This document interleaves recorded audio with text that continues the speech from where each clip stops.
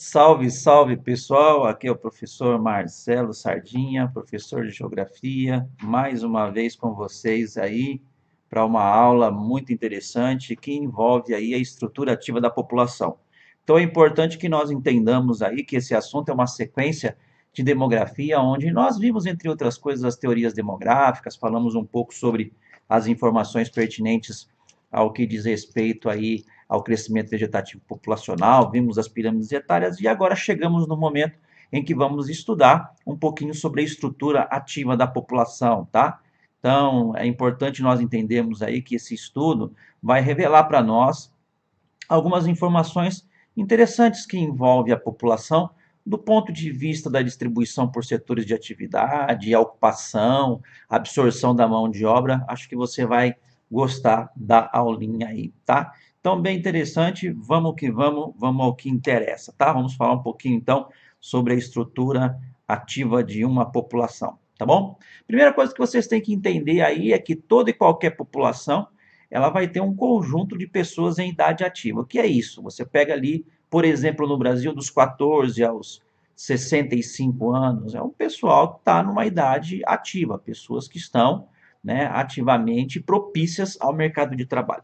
É importante também você entender que nesse universo de PIA, que no Brasil soma alguma coisa em torno de mais de 100 milhões de habitantes, você tem aqueles que produzem e os que não produzem. Aí você divide a população economicamente ativa e a população não economicamente ativa, né?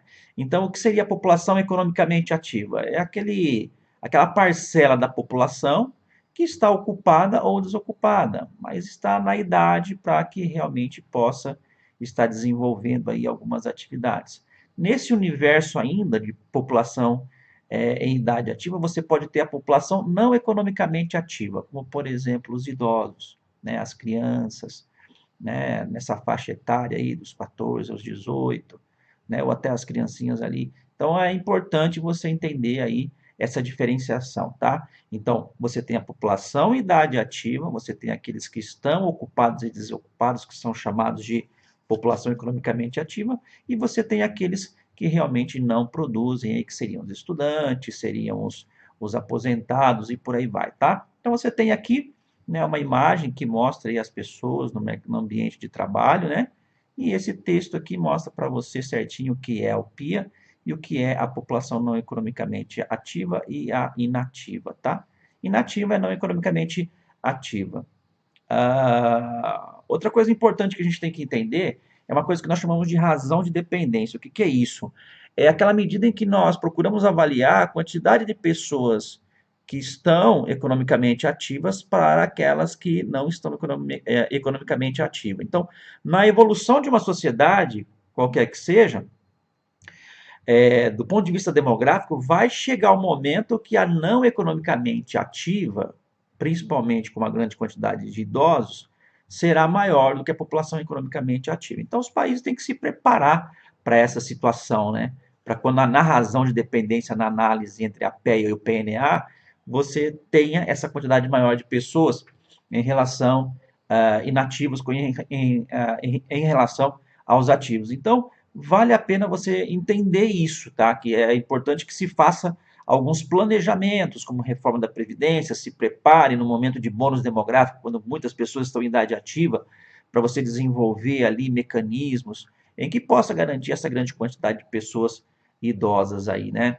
Na sociedade. Então, ó, nós temos aqui, ó, o Brasil, em razão de dependência da população, a cada 100 habitantes, ó, né? Sei lá, vamos pegar aqui de 1900 até os anos de 2020, né? Então, o que a gente já consegue observar aqui, né? Que está aumentando a quantidade de idosos, né? Tá vendo? Ó, a linhazinha azul trabalha com esses dois aqui, ó, subindo, vai subir, né? As crianças vão descer porque está caindo a taxa de natalidade. Mas o que vai acontecer é que você vai ter uma maior quantidade de PNA em relação ao PE. Então, isso é conhecido como razão de dependência. O Brasil, né, está caminhando para essas características, né, de países com a demografia moderna, tá? Então, bem legal a gente estar antenado com relação a isso. Outra coisa importante que nós temos que entender é que quando nós pensamos na estrutura etária, nós podemos avaliar essa população economicamente ativa dividida entre gênero, né? Se masculino ou feminino. E aí a gente vai percebendo nos últimos anos uma tendência natural, né, no estágio de desenvolvimento demográfico nosso, que nós tenhamos cada vez mais a participação da mulher no mercado de trabalho.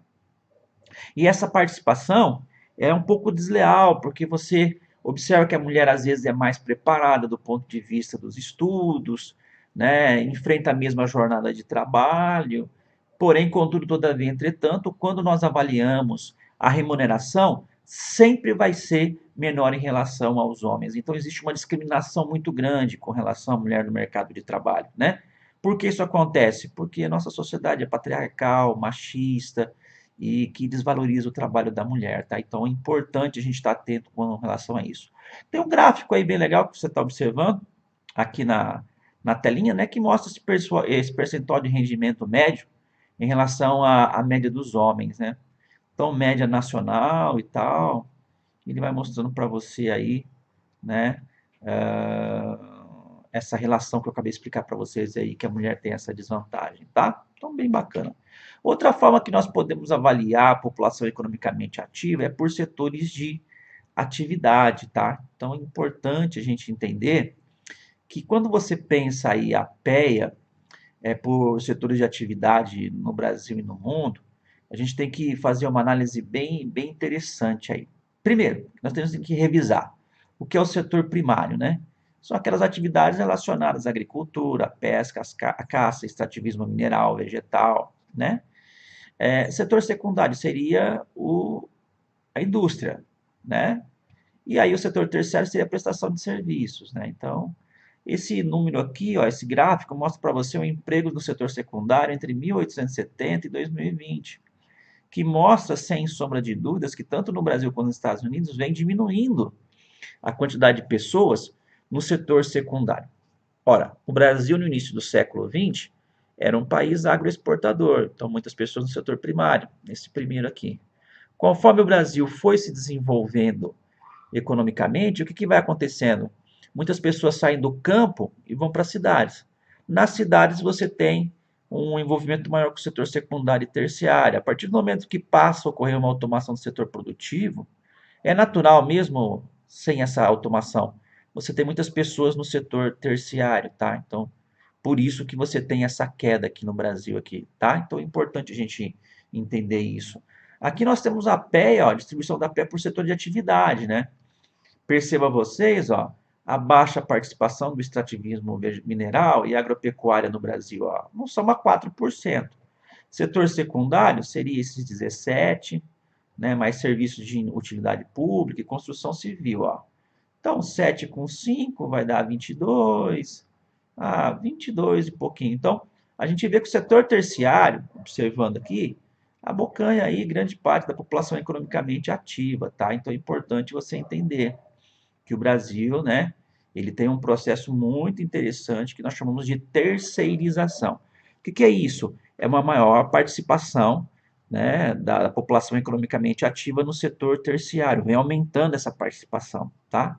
Então é bem legal a gente entender isso, entender outros conceitos, né? Como por exemplo aqui, ó, o que é o processo de terciarização? Perdão. Terciarização é quando a economia do setor terciário ela começa a ficar muito importante numa sociedade, né? Terceirização é quando você presta um serviço para uma empresa, por exemplo, tá? Você está prestando serviço para uma outra pessoa, você tá, né? O que seria o chamado terceiro setor, tá bom? Quando você olha para o setor terciário, você tem o primeiro setor, por aqui bonitinho, ó, o primeiro setor, você tem o segundo setor e tem o terceiro setor, tá? O primeiro setor seriam os serviços públicos, certo? Legal. O segundo setor seriam os serviços privados, certo? E o terceiro setor seriam os serviços realizados pelas organizações não governamentais, tá? Então, bem legal a gente estar atento com relação a isso. Vamos dar um exemplo aqui. Serviços públicos, hospital público, serviços privados, hospitais particulares, né? terceiro setor, hospitais que não é do setor privado nem público, é de organizações não governamentais. Então, importante nós entendermos essas características do setor terciário, ok? Então, bem legal aí. Outra coisa importante que nós temos que entender é que quando se fala em população economicamente ativa, fatalmente nós vamos falar na questão que envolve o desemprego, né? E o que é o desemprego? Seriam aquelas pessoas que não têm a sua renda, né, autônomos ou trabalhadores que acabam não tendo uma renda por conta de estar desempregado. Então, é importante que nós entendamos que a partir principalmente do ano de 2008, nós tivemos um aumento muito grande no mundo e no Brasil do chamado desemprego. As taxas de desemprego aqui ó, apresentam para você essa questão aí do desemprego, principalmente na zona do euro, né? Então, políticas públicas, uma tentativa de reativação desses empregos são extremamente importantes. No mundo, aí, já na União Europeia, Estados Unidos, você tem uma recuperação. O Brasil, principalmente aí a partir dos anos de 2015 e 2016, passa a ter uma dificuldade muito grande por uma questão que envolve não só uma crise econômica, mas uma crise política também. E com a questão do coronavírus, esse desemprego, né, aumentou bastante consideravelmente, não só no Brasil, mas a nível de mundo, tá bom? Então é bem interessante nós entendermos a questão aí do desemprego, tá? Vamos continuar nossa aulinha aqui então. Vamos falar um pouquinho agora sobre a questão do desemprego e o peso na economia informal do Brasil, tá? Então, o que você tem que entender? À medida que ocorre o desemprego num país, vai aumentando a informalidade, porque quando a gente pensa no emprego, normalmente ele vai estar atrelado à carteira assinada. Quando ocorre o desemprego, você não tem essa carteira assinada e você acaba não tendo a arrecadação dos impostos, né? E os benefícios do trabalhador. Aí a alternativa que ele tem para sobreviver seria a informalidade, onde nós temos inclusive o aumento de uma coisa que a gente chama de subemprego, que são os empregos informais, aqueles que não arrecadam, né, os benefícios e os impostos, que mais tarde o governo pode reverter isso na forma de serviços, serviços públicos, na forma de saúde, segurança e educação, né? Então, nós temos aqui um gráfico que mostra para você a proporção de pessoas ocupadas, né, com carteira de trabalho assinada por sexo, né, segundo agrupamentos de atividade. Então, nós temos aí, né, praticamente as mulheres aumentando sua participação no comércio, né, seja ela também na administração pública e tal. Na construção seria mais os homens mesmo. As mulheres vêm aumentando, né, as mulheres aumentando a participação na construção civil, principalmente naquelas atividades de acabamento. Na indústria, a maior participação do homem, né? Serviços domésticos aí, aumenta também aí a quantidade de participação do homem, né? E outros serviços aqui. Alguma atividade relacionada aí à limpeza, talvez aqui, tá? Mas no total, predominam aí os homens, ok? Bacana? Pessoal, aqui a gente vai finalizando essa parte da nossa aulinha sobre estrutura ativa na população. Espero que você tenha compreendido o assunto. Sucesso e até a próxima. Tchau, tchau.